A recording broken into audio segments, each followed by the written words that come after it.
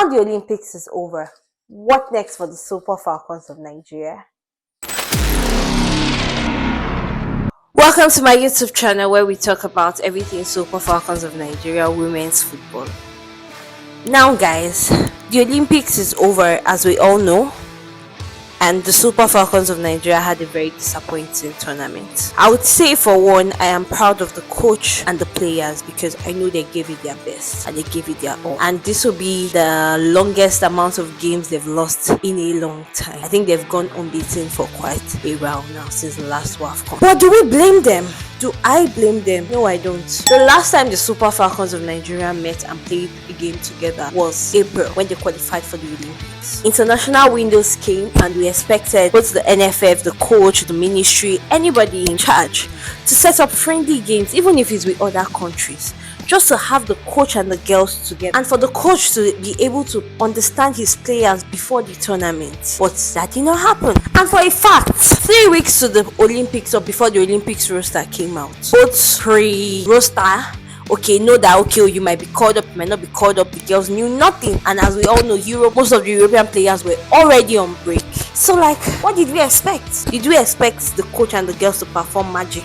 And let's not forget, we're drawn in a group against Spain, Brazil and Japan. Spain for one are the current world champions, and I know that they've been playing international window in, international window out, and the coach already knows her players. But our coach, I have to give it to him, has been doing a really great job, and as you can see, he has built these girls up to a standard that people actually expect them to always win every match. Now NFF, when I bought this mic, I said, is it bound to drag? I'm down.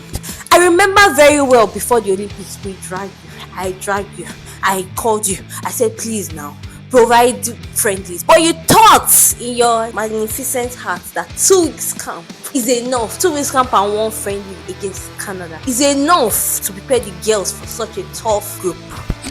Well done, sir. Now that aside, on to the next. What's next? The WAFCON tournament is happening next year, and we know we didn't win the last one even after winning it back to back. Are we going to win this next one? Remember, if you fail to plan to fail. Now we have 2 international windows before the end of the year, one in October and one in November. What are the plans for those international windows? Will our players remain TikTok girls during the international window, or are you planning to have friendly games to bring the girls together, to introduce players from the under 20 who have potentials, for the coach to see how we can coach them and how we can integrate them into his system? Because we have a few players that in a year or two will be thinking of retirement. We have a few players that have not been given the opportunity to prove themselves in the squad, because the coach would not obviously in an important tournament give room for somebody he has not tested and trusted over players that he has tested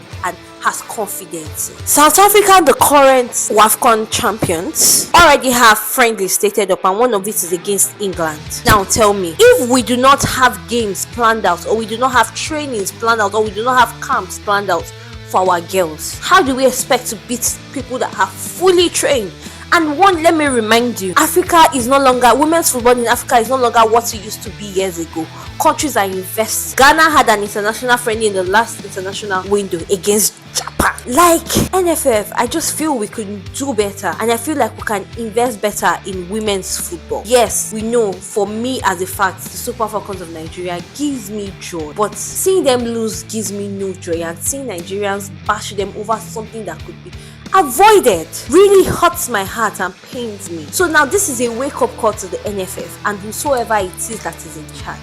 Please go back to the drawing board with the coach, because if you do not plan, trust me, we are not winning the AFCON. If we even get 3rd position, make we thank God. Now, thank you for listening to my rant. See you same time.